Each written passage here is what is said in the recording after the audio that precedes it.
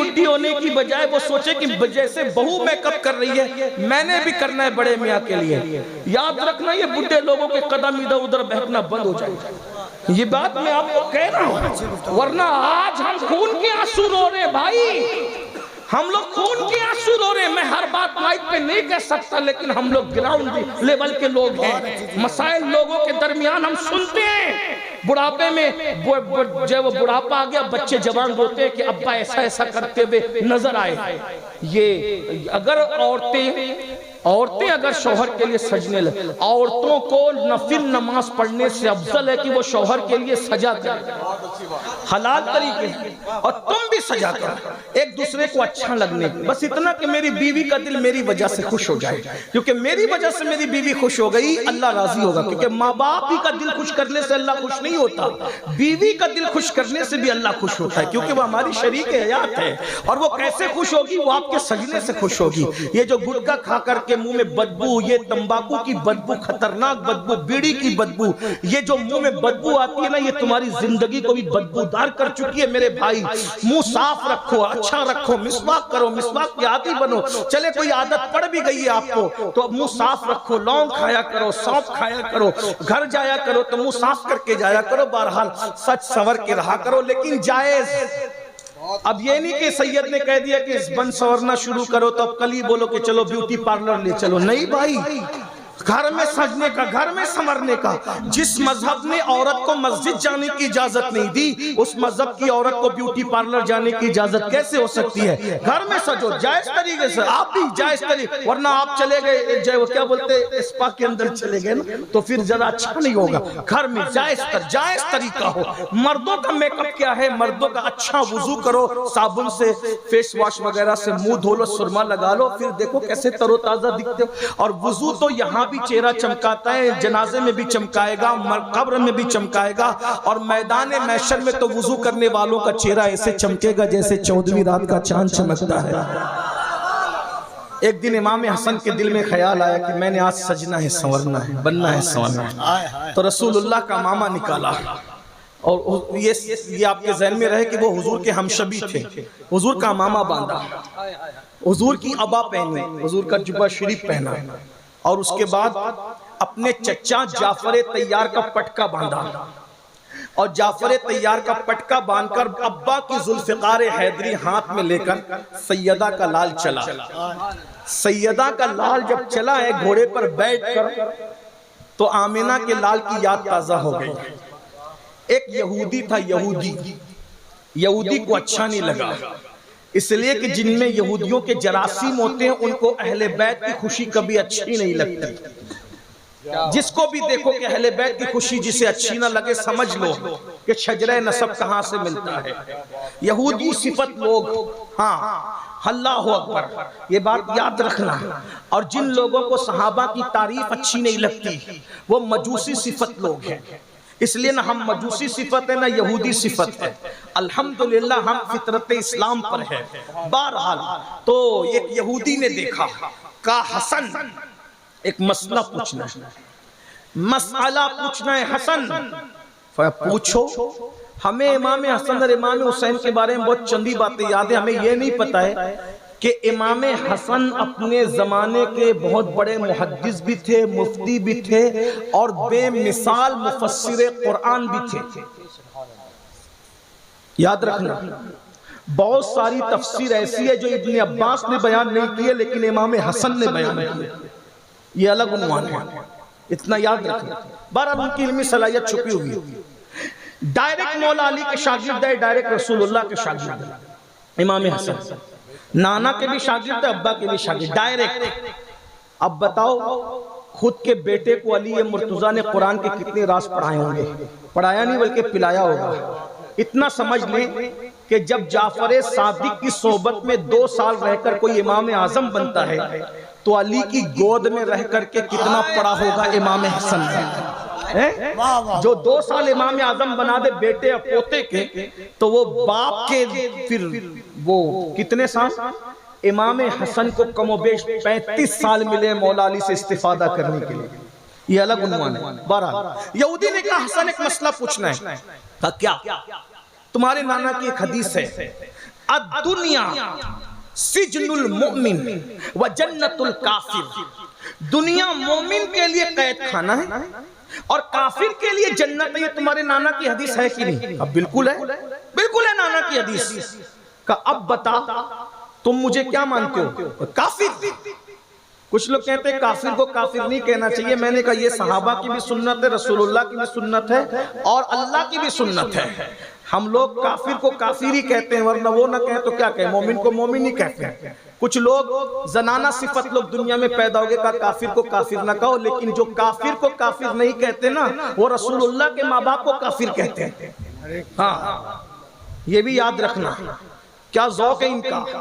ابو لہب کو کافر نہ کہو، فرعون کو کافر نہ کہو، لیکن رسول اللہ کے ماں باپ کو کافر کہتے ہو تو شرم نہیں آتی؟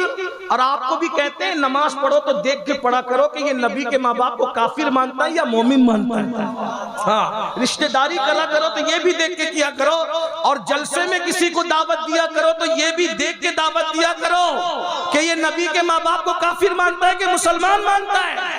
ہاں صرف کلام کی بات نہیں ہے، ارے کلام تو دوسرے لوگ بھی پڑھتے ہیں، ہمارے لیے پابند کیا گیا۔ جس سے دین سیکھ رہے ہو اس کے خیالات، نظریات اور عقائد دیکھ کر دین سیکھا کرو، آدھا تیتر آدھا بٹر مت بنایا کرو۔ ہمیں کوئی ضرورت نہیں ہے 70-22 ہزار کی بھیڑ کی، ہمارے لیے 72 وفادار کافی ہے بس۔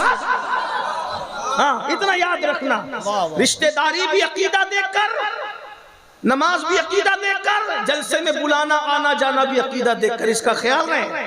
نور عالم بھائی آپ کی توجہ خاص چاہتا ہوں، میں کوئی شاعر نہیں ہوں لیکن یہ بات آپ کو خیال رکھنا چاہیے۔ ہاں کیا اللہ اکبر کا تمہارے نانا کی حدیث ہے، تمہارے نانا کی حدیث ہے، الدنیا سجن المومن و جنت الکافر، کہ دنیا مومن کے لیے قید خانہ، کافر کے لیے جنت۔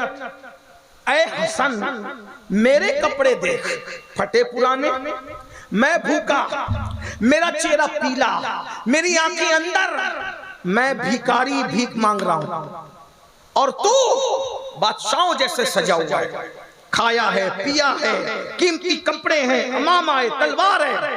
اب بتا تیرے لیے دنیا جنت ہے یا میرے لیے؟ میں تو قید خانے کے قیدی کی طرح ہوں اور تو بادشاہوں کی طرح، مومن تو یا میں؟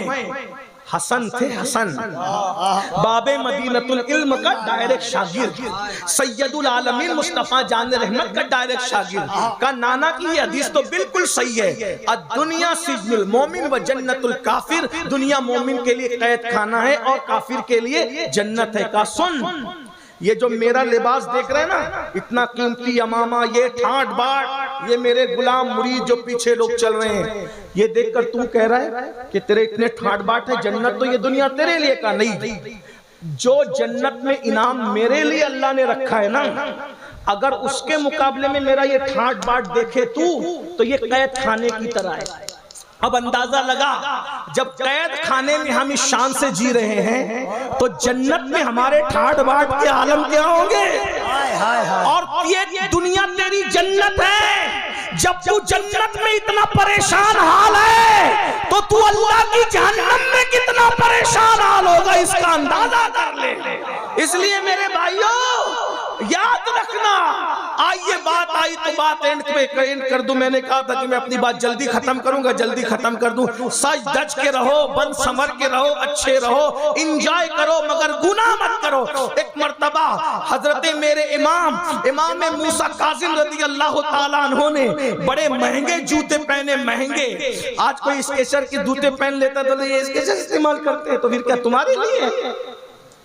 مومنوں کا بچا ہوا فضلہ دوسروں کو ملتا ہے، اصل تو ہمارے لیے نعمتیں پیدا ہوتی ہیں، مصیبتیں بھی ہمارے لیے اصل اور نعمتیں بھی ہمارے لیے، ہمارا بچہ کچھ اوروں کو ملتا ہے، اتنا یاد رکھنا، یہ بات یاد رکھ۔ اس لیے اچھے بنو، نعمتیں استعمال کرو، گناہ مت کرو۔ امام موسیٰ کاظم نے بڑے قیمتی جوتے پہنے، بادشاہ کے دربار میں پہنچے۔ بادشاہ نے کہا موسیٰ کاظم تو نبی کا بیٹا ہو کر، تو نبی کا بیٹا ہو کے اتنے خوبصورت اتنے مہنگے جوتے پہنتا ہے؟ امام موسیٰ کاظم نے کہا اسی لیے تو پہنتے ہیں نا، بادشاہ تیری اوقات اتنی ہے کہ ہمارے پیروں تک ہی تیری نظر رہنا چاہیے، ہمارے چہرے تک تیری نظر نہیں آنا چاہیے۔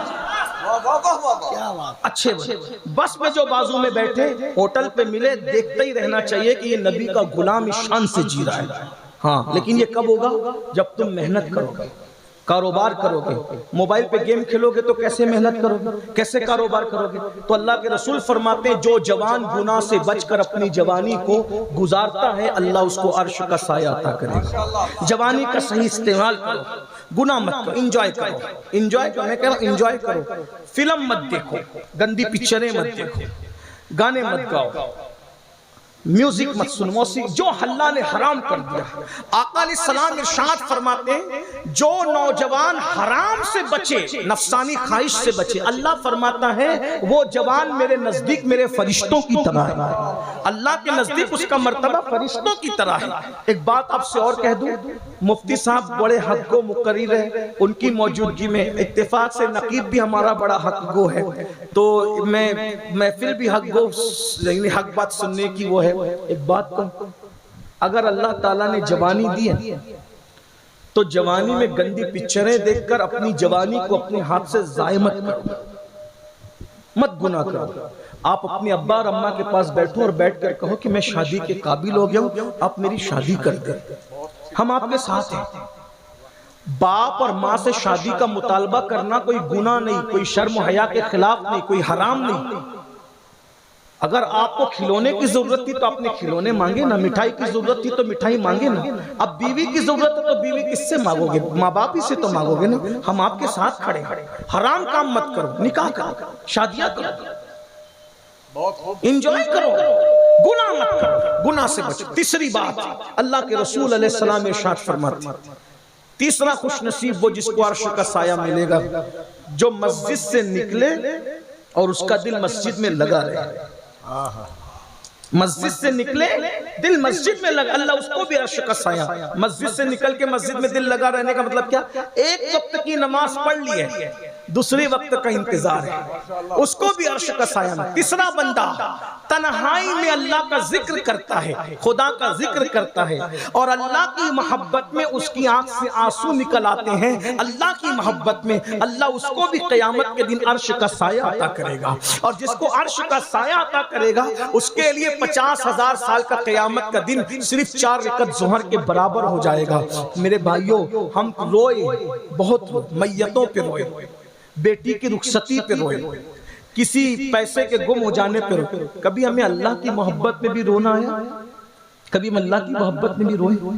سب سے قیمتی رونا اللہ کے لیے، رسول اللہ کے لیے. یاد رکھنا ہر آنسو پانی بن کے بہ جاتے ہیں، جو آنسو اللہ رسول کی محبت میں نکلتے ہیں وہ موتی بنا کر چن لیے جاتے ہیں. موتی بنا کے شان کریمی نے چن لیے. قطرے جو تھے میرے عرق انفعال کے. اللہ کے لیے رونا سیکھو. کسی عبادت کا اتنا ثواب نہیں ملتا جتنا اللہ رسول کے لیے رونے میں ملتا ہے. یہ رونا عشق کی علامت ہے، رونا محبت کی علامت ہے.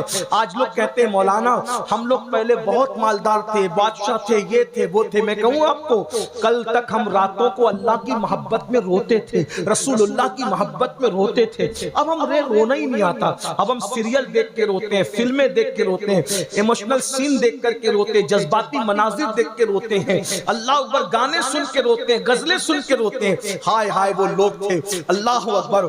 حضرت بلال کا نام عشق میں اتنا کیوں آگے ہے؟ بلال کتنا روئے ہیں حضور کے لیے. اللہ اکبر. بلال روتے روتے بے ہوش ہو جاتے تھے. حضرت بلال کے عشق کا حال یہ تھا، حضور کی محبت میں رونے کا حال یہ تھا کہ بلال حبشی مدینہ منورہ میں وصال رسول کے بعد کسی کا ہاتھ پکڑ کے کہتے ہیں حضور کہاں ہے، مجھے بتاؤ حضور کہاں ہے. تو لوگ کہتے ہیں بلال حضور تو پردہ فرما گئے. تو بہت روتے، دل پکڑ کے رہ جاتے. اللہ اکبر. کبھی بلال جنگلوں میں نکل جاتے، حضور کہاں ہے. ایک دن بلال حبشی نے فیصلہ کیا کہ حضور علیہ الصلوۃ والتسلیم جو ہے کہیں نظر ہی نہیں آتے. مدینے کی گلی گھومتے رہو، ڈھونڈتے رہو، ڈھونڈتے رہو.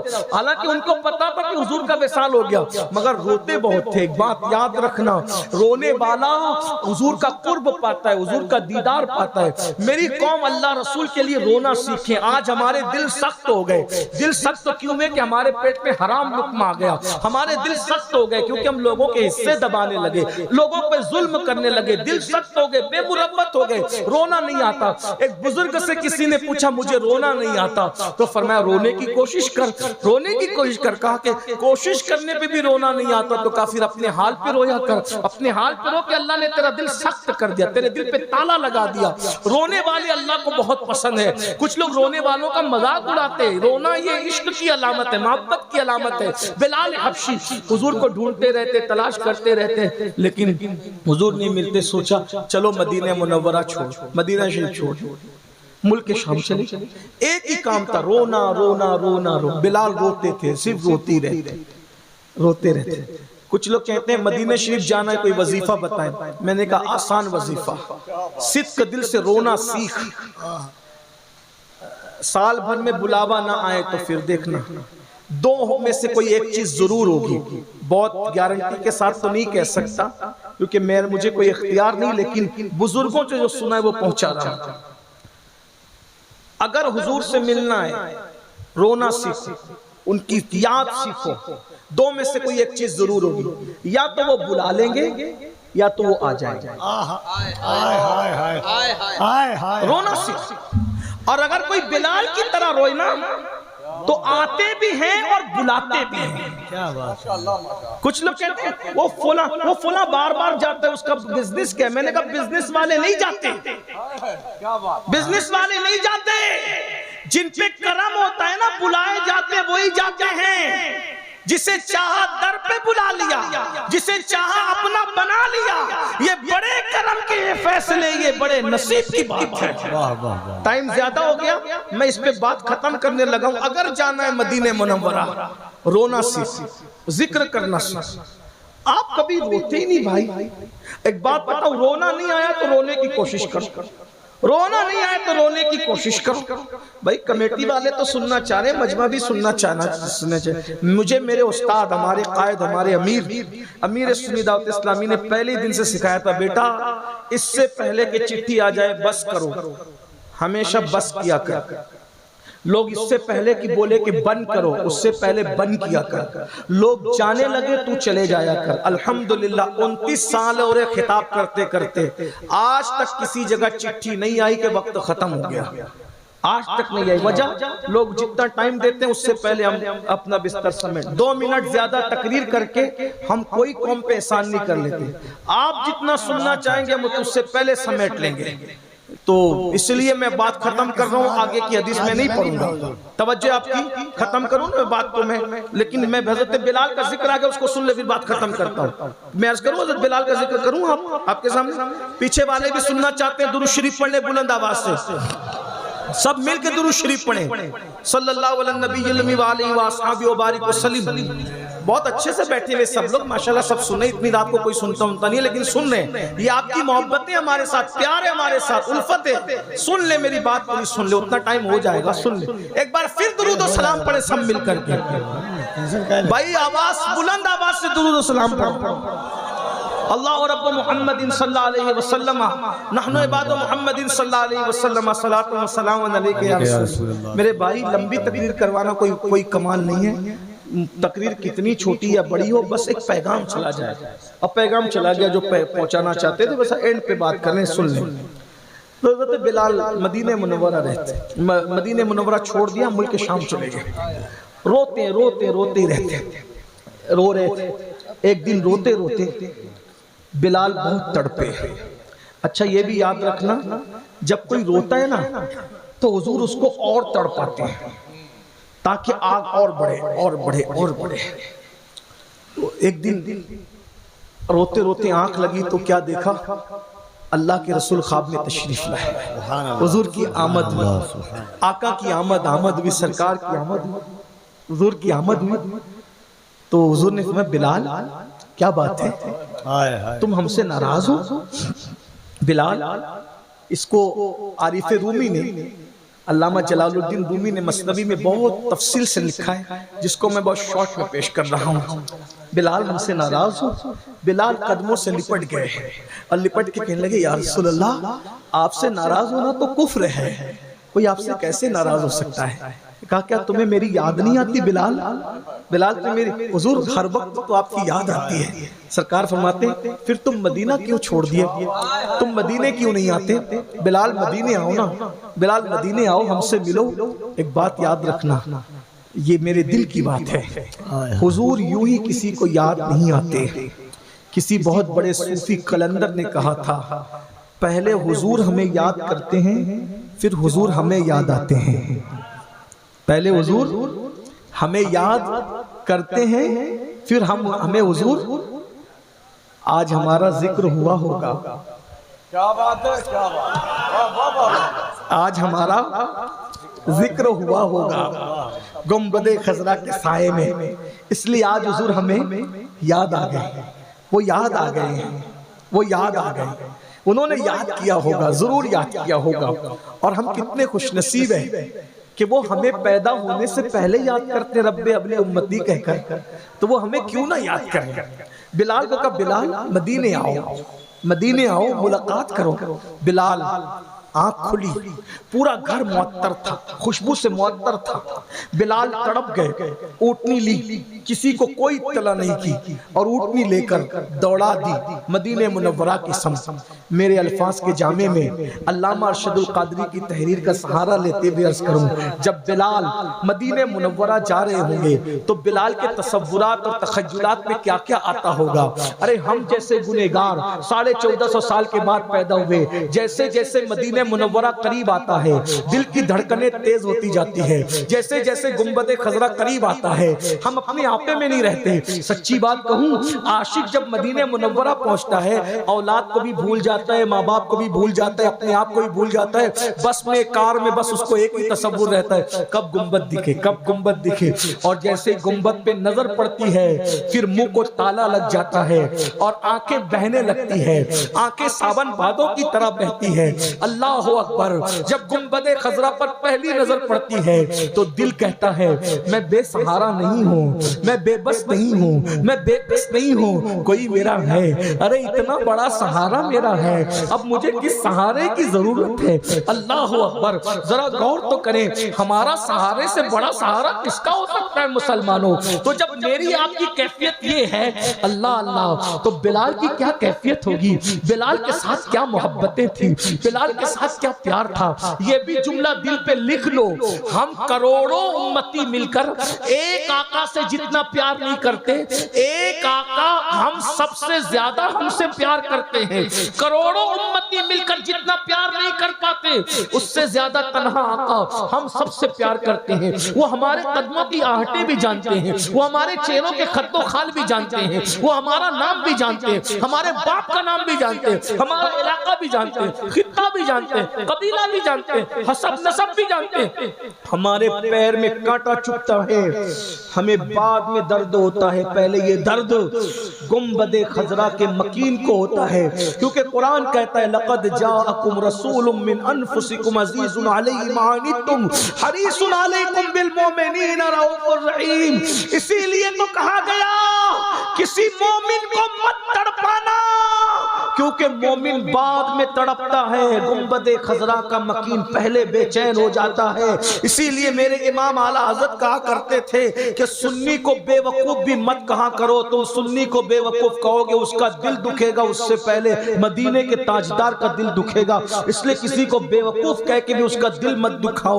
حضور ہم سے قریب ہے، جان سے زیادہ قریب ہے، لیکن بلال تو پھر بلال تھے۔ بلال جب قریب آتے ہوں گے مدینہ منورہ کے تو بلال پہ تو بڑی شفقتیں تھی، بلال کو کبھی اپنے ہاتھوں سے لقمہ بھی کھلایا، بلال کے سر پہ کبھی ہاتھ بھی پھیرا۔ بلال حضور کی ظاہری حیات میں بکریاں حضور کی کبھی دوتے ہیں، کبھی اونٹوں کو سہلاتے ہیں، کبھی بلال اللہ اکبر پیدل جا رہے ہوتے اپنی غربت کی وجہ سے، تو رسول اللہ بلال کو پیدل دیکھتے ہیں، کہتے ہیں بلال تو پیدل ہے، چل آ میری سواری پہ بیٹھ جا۔ تو رسول اللہ بلال کو اپنی سواری پہ بٹھاتے تھے، کتنی شفقت کرتے تھے غلام پر۔ بلال کہتے ہیں جب حضور مجھے اپنی سواری پہ بٹھاتے تھے نا تو میں اپنا سینہ حضور کی پیٹھ سے لگا دیتا تھا، ابھی تک مجھے وہ ٹھنڈک محسوس ہوتی ہے۔ بلال کو کتنی باتیں یاد آتی ہوگی، کتنا یاد آتا ہوگا۔ بہرحال اسی عشق و مستی کے ماحول میں بلال حبشی مدینے کی فضاؤں میں پہنچ گئے، اور جب پہنچے مسجد نبوی کے سامنے اونٹنی بٹھائی، جو نظر آیا حضور کہاں ہے، کدھر ہے حضور، کہاں ہے حضور؟ سینے سے لگ کر کے کہا بلال ہمارے زخموں کو پھر تم تازہ کرتے ہو، بھرے ہوئے زخموں کو پھر ہرا کرتے ہو، بلال تمہیں پتہ نہیں حضور پردہ فرما گیا۔ پھر آگے بڑھے، کہاں ہے حضور؟ بلال حضور پردہ فرما گئے نا۔ پھر آگے بڑھے، کہاں ہے حضور؟ بلال حضور پردہ فرما۔ کسی عاشق نے کہا جیسی بولی ویسا جواب، بلال وہ ہیں حضور، دیکھ بلال وہ ہے حضور۔ مزار رسول کی طرف بلال کو دکھائے گا، وہ حضور ہیں، آرام فرما۔ بلال حضور کے مزار انور سے لپٹ گئے ہوں گے، لپٹ کے کہتے ہوں گے یا رسول اللہ بلایا تھا پھر پردہ کر لیا، بلایا تھا پھر حجاب کر لیا، بلایا تھا پھر پردے ڈال لیے۔ حضور پردہ اٹھائے نا۔ اگر 14ویں صدی کی زبان میں کہا جائے تو یوں کہا جا سکتا ہے اٹھا دو پردہ، دکھا دو چہرہ کہ نور باری حجاب میں ہے، زمانہ تاریک ہو رہا ہے کہ مہر کب سے نقاب میں ہے۔ بلال نے یہ نہیں کہا تھا، میں کہہ رہا ہوں۔ کیوں؟ کیونکہ بلال بریلوی نہیں تھے، احمد رضا بلالی تھے۔ احمد رضا بلالی تھے۔ بلال کو بریلوی کہنے کی بجائے مجھے امام احمد رضا کو بلالی کہنا چاہیے، اس سے قد امام احمد رضا بہت بلند ہو جائے گا، اس لیے کہ امام احمد رضا نے بلال سے عشق سیکھا ہے، امام نے بلال سے عشق سیکھا ہے۔ میرے امام اہل سنت نے اپنے دور میں کہا تھا نا اٹھا دو پردہ، دکھا دو کہ نور باری حجاب میں، زمانہ تاریک ہو رہا کہ مہر کب سے نقاب۔ ہائے ہائے، حضور علیہ الصلوۃ والتسلیم کی بارگاہ میں جو بھی عرض کیا ہوگا، ایسے میں کوہرام مچ گیا۔ مدینہ منورہ میں اہل مدینہ کہتے ہیں عاشق رسول بلال آگے، بلال آگے، بلال آگے، بلال آگے، بلال آگے۔ سب لوگ اپنے اپنے کام دام چھوڑ کے مسجد نبوی، حتیٰ کہ یہاں تک کہا گیا پردہ نشین خواتین ننھے بچوں کو لے کر مسجد نبوی میں، بچے اپنی ماؤں سے کہتے امی مؤذن رسول تو آ گیا، کیا آج امام الانبیاء بھی آئیں گے امامت کرانے کے لیے؟ حضور بھی آئیں گے؟ چیخیں نکل کر لوگ رو پڑ بلال کو دیکھ کر مدینہ منورہ کا پچھلا دور یاد آتا، کیا بہاریں تھی، لٹ گئی ساری بہاریں لٹ گئی، اس لیے کہ آمنہ کے لال کا دیدار جو صحابہ کیا کرتے تھے وہ ختم ہو گیا۔ اللہ اکبر، اللہ اکبر۔ ایسے میں اذان کا وقت ہو، خلیفہ وقت امیر المومنین نے کہا بلال اذان پڑھو، بلال اذان پڑھو۔ بلال نے کہا امیر المومنین مہنگی قیمت پر مجھے جو خریدا گیا تھا کیا آج اس کی قیمت مانگی جا رہی ہے؟ نہیں بلال، تمہیں تو خریدنے والے نے اللہ کے لیے خریدا تھا، آج تم سے قیمت کون طلب کر سکتا ہے؟ بس جو اذان حضور کو پسند تھی نا وہ اذان ہم سننا چاہتے ہیں۔ بلال نے کہا نہیں، میں اذان نہیں دے سکوں گا۔ کیوں؟ کیونکہ اذان دیتے وقت جب میں میرے آقا کا نام لیتا تھا تو اس وقت میں حضور کا چہرہ دیکھتا تھا، اب وہ چہرہ نہیں دکھے گا میں اذان نہیں پڑھ سکتا۔ یہ رونا تھا بلال، یہ صحابہ کا عشق تھا، یہ ان کے آنسو تھے جو آج ہماری آنکھوں میں نہیں ہے۔ رونا سیکھو، حضور کے قریب ہو جاؤ گے، رونا سیکھو، حضور کا قرب پالو گے۔ کیا ہوا؟ جب سب کہہ چکے بلال نے کہا میں اذان نہیں پڑھ سکتا کیونکہ وہ چہرہ میرے سامنے نہیں ہوگا، میں اذان نہیں دوں گا۔ عشق نے کہا اذان نہیں دوں گا۔ کسی نے کہا رکو، بلال کی کمزوری ہمیں پتہ ہے، یہ سب کی بات کاٹ دیں گے لیکن کن کی نہیں کاٹیں گے ہمیں پتہ ہے۔ جاؤ حجرہ سیدہ پہ جاؤ، در زہرا پہ جاؤ، در بطول پہ جاؤ اور شہزادوں کو لے آؤ۔ جب شہزادے کہیں گے نا حسنین کریمین تو اس وقت بلال ضرور اذان پڑھیں گے۔ شہزادے آئے، دونوں طرف سے ہاتھ پکڑا، چچا جان، او چچا بلال، جو اذان نانا کو سناتے تھے وہ ہمیں بھی سناؤ۔ دونوں کا رخ دیکھا، ایک سینے تک حضور کے مشابہ تھے، دوسرے سینے سے پیر تک تصویر مصطفیٰ نظر آ گئی۔ گال چومے، پیشانی چومی، سینے سے لگایا۔ شہزادوں، میں نے اذان دینا تو بند کر دیا کیونکہ رخ جانا نظر نہیں آتا، لیکن میں نے انہی کانوں سے سنا ہے کہ حسنین کا دل نہ دکھانا ورنہ میرا دل دکھے گا۔ میں نے سب کو منع کیا لیکن آپ کو منع نہیں کر سکتا۔ میرے نبی کی جان ہو، میرے نبی کا کلیجہ ہو، میرے نبی کی آل ہو، ہم اذان دیتے لیکن دے نہیں پائیں گے۔ بلال نے اذان شروع کی، مدینہ منورہ میں کوہرام مچ گیا۔ کوہرام کیا تھا؟ کوئی ایسا نہیں تھا جو نہ روتا ہو۔ یہاں تک راوی بیان کرتے ہیں کہ رسول اللہ کے وصال کے دن جو کوہرام تھا وہی کوہرام بلال کی اذان کے دن تھا۔ یہ ان کا دلی تعلق تھا اللہ کے رسول سے، یہ دلی رشتہ تھا اللہ کے رسول سے۔ اللہ اکبر! جب بلال نے اشہد ان لا الہ الا اللہ کہا تو کوہرام مچا۔ چھت پر لوگ کھڑے رہ کے سننے لگے، ننھے ننھے بچے ماں کا دامن پکڑ کے کہتے ماں اذان ہو رہی ہے، حضور آئیں گے۔ لوگ کلیجہ تھام کے رہ جاتے۔ جب بلال نے کہا اشہد ان محمد رسول اللہ اور عادت کے مطابق اس چبوترے کی طرف دیکھا جس پر اذان کے وقت حضور بیٹھے ہوتے تھے، جب بلال نے اس طرف رخ کیا تو بلال نے دیکھا وہ جگہ خالی تھی۔ اشہد ان محمد رسول اللہ کہتے ہی جب اس جگہ کو خالی دیکھا بلال برداشت نہ کر سکے، سراپا غم میں ڈوب کر چیخ ماری زمین پہ گر پڑے، بے ہوش ہو گئے۔ آج بلال کی اذان پوری نہ ہو سکی۔ کوہرام تھا، جیسے ہوش میں آئے کسی سے کوئی بات نہیں کی، اپنی اونٹنی پہ بیٹھے واپس ملک شام چلے گئے، پھر کبھی لوٹ کر نہیں آئے۔ اور غم رسول میں بلال نے اپنی جان آفری کے حوالے کر دی۔ یہ ہے اللہ رسول کی محبت میں رونے کا انعام۔ کسی کو بلال بنایا جاتا ہے، کسی کو اویس بنایا جاتا ہے۔ آقا فرماتے ہیں جو اللہ کا ذکر کرتے وقت تنہائی میں رو دے، اللہ قیامت کے دن اس کو عرش کا سایہ عطا فرمائے گا۔ میں نے جان بوجھ کر آج ذکر بلال اس لیے چھیڑ دیا کہ گھر جا کے رو سکو نہ رو سکو، یہ گناہ آلود آنکھوں سے آنسو چند قطرے اگر پیش کر دیے جائیں تو ہو سکتا ہے شاید آج ہم عرش کے سائے کے حقدار ہو جائیں، ان کے کرم کے سائے کے حقدار ہو جائیں۔ اللہ محفل قبول کرے، ہماری آنکھوں کے یہ گنہگار پاپی آنکھوں کے آنسو بارگاہ رسالت میں قبول فرمائے، نجات کا ذریعہ بنائے۔ گفتگو کے درمیان کوئی غلطی ہو تو معاف کریں۔ استغفر اللہ ربی ان ربی لغفور الرحیم وما علینا الا البلاغ۔ السلام علیکم ورحمۃ اللہ۔